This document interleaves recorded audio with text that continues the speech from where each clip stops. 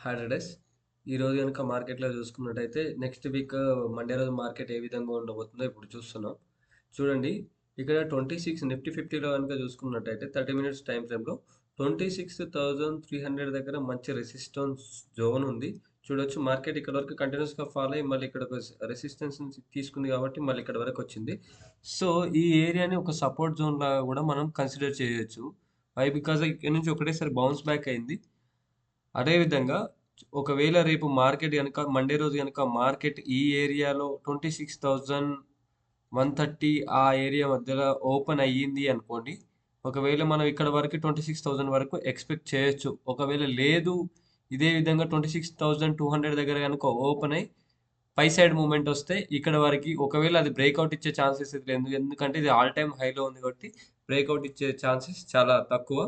అదే విధంగా next week సెన్సెక్స్‌లో గనుక చూసుకున్నట్టయితే సేమ్ లెవెల్స్ 85,900 దగ్గర 85,900 ఆర్ 600 దగ్గర మనకొక రెసిస్టెన్స్ జోన్ ఉంది.